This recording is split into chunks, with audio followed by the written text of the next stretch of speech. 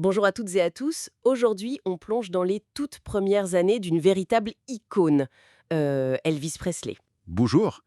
Oui, on va essayer de comprendre comment ce jeune homme de Tupelo, dans le Mississippi, est devenu le roi du rock'n'roll. Exactement. On a pas mal de sources, surtout une biographie assez détaillée pour retracer ce parcours. Notre idée, c'est vraiment de décortiquer ces années cruciales. Tout à fait. Alors, ça commence où? Tupelo, donc 8 janvier 1935. Naissance dans une toute petite maison que son père Vernon avait construite. C'est ça. Et un drame dès le départ quand même. Oui, son frère jumeau Jesse Garand qui naît mort-né. Ça a dû marquer la famille, forcément. Ah oui, terriblement. Et puis c'est une enfance, comment dire, très modeste. La famille Presley galère, clairement. Le père, Vernon, il faisait quoi exactement? Il enchaînait les petits boulots, rien de très stable. La famille dépendait souvent de l'aide alimentaire des voisins. Hmm. Et puis il y a eu cet épisode assez sombre quand Elvis avait 3 ans à peine. Ah oui, l'histoire du chèque falsifié. C'est ça. Vernon a fait 8 mois de prison pour ça. Ça a renforcé, je pense, le lien déjà très très fort entre Elvis et ses parents, et surtout avec sa mère, Gladys. Une relation quasi fusionnelle, d'après ce qu'on lit. Et la musique dans tout ça, elle arrive comment? Très tôt, d'abord à l'église, évidemment c'est fondamental dans le sud, le gospel, Oui. mais aussi la radio. Il y avait une émission locale, le Saturday Jamboree, sur WELO, qu'il écoutait beaucoup. Et il a cette anecdote du concours de chant, non? Quand il a 10 ans. Oui, à la foire Mississippi-Alabama.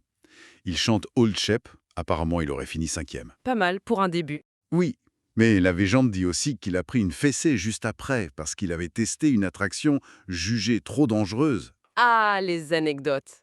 Et puis, l'année suivante, la guitare. La fameuse guitare pour ses 11 ans. En fait, il voulait un fusil ou un vélo, Ah oui. mais c'était trop cher pour les parents. Alors bon, ce fut la guitare.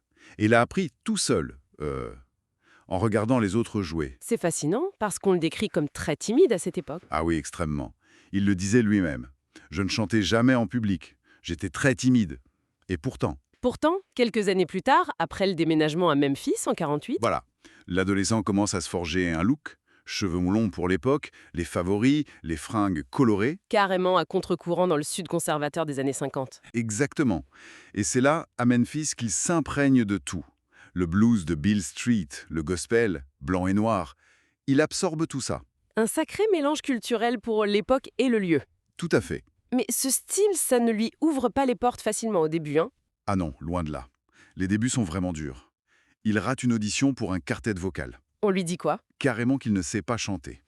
Et un autre musicien, Eddie Bonds, lui conseille de rester chauffeur de camion. C'est dire. Incroyable. Et comment il arrive chez Sun Records alors? Presque par hasard, en août 1953. Il voulait juste enregistrer un disque pour l'anniversaire de sa mère. Un petit truc personnel, quoi. Et il tombe sur Sam Phillips. Exactement. Le patron du label qui cherchait justement un son nouveau. Il avait cette idée en tête, trouver un blanc qui chante avec l'âme, l'énergie de la musique noire. Et la première vraie séance d'essai en juillet 54, avec Scott Moore et Bill Black, ça donne quoi, Phillips? Pas grand-chose au début. Ils essaient des balades, ça ne prend pas.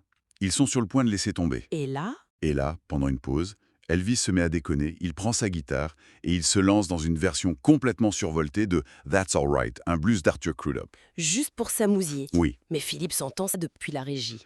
il bondit et leur dit « Refaites ça !» Il enregistre direct. C'était ça le son qu'il cherchait depuis des mois. Le fameux déclic, un accident heureux en somme. Complètement. Phillips donne la bande au DJ Dewey Phillips, pas de lien de parenté, qui passe le titre à la radio. Et là, c'est l'explosion. Immédiate. Le standard explose. Les auditeurs appellent en masse. Ils veulent savoir qui chante. Beaucoup pensent que c'est un artiste noir. Personne n'avait entendu ça. C'est le début de l'ascension fulgurante. Le trio, Elvis, Scotty Moore, Bill Black, commence à tourner. Oui, et Elvis développe très vite sa présence scénique. Ce fameux déhanchement qui rend les filles hystériques et choque l'Amérique puritaine. On imagine. Il passe ensuite au Louisiana Air Ride. Une étape clé. C'était une émission de radio country très influente, un passage obligé pour percer. Bob Neal devient son manager. Oui, avant l'arrivée du colonel Parker. Ah, le colonel Tom Parker. Personnage incontournable et controversé. C'est lui qui va vraiment organiser la carrière d'Elvis à grande échelle. Et qui négociait le passage chez une major, RCA Victor, fin 1955. Oui, pour une somme record à l'époque, 40 000 $. Ça montre que tout le monde avait compris qu'un phénomène était en marche. Et chez RCA, le succès est immédiat. Colossal. Première session en janvier 56 et Heartbreak Hotel sort. C'est numéro 1 partout, pop, country. Son premier disque d'or. Et la télévision nationale s'en mêle. Bien sûr, les passages télé le propulsent au rang de star nationale. Le phénomène Elvis est lancé et plus rien ne sera comme avant. C'est fou. En à peine 2 ans, il passe de chauffeur-livreur connu à star nationale signé sur un label majeur. Un parcours météoritique. Nourri par un talent brut, c'est indéniable, mais aussi par ses rencontres décisives, Sam Phillips, puis le colonel Parker. Ce qui ressort vraiment de ses débuts, c'est cette capacité unique, presque instinctive, à mélanger tout ça. Country, du blues, du gospel, dans un sud encore très ségrégué. Et sans aucune formation musicale formelle, faut le rappeler. Comment cet amalgame, né un peu par accident dans ce petit studio de Memphis, a pu transformer si vite et si profondément la musique mondiale, C'est une question qui fascine toujours. Cette alchimie sonore, cette énergie, ça a touché quelque chose d'universel et on en ressent encore les échos aujourd'hui. Ça laisse songeur, quand même.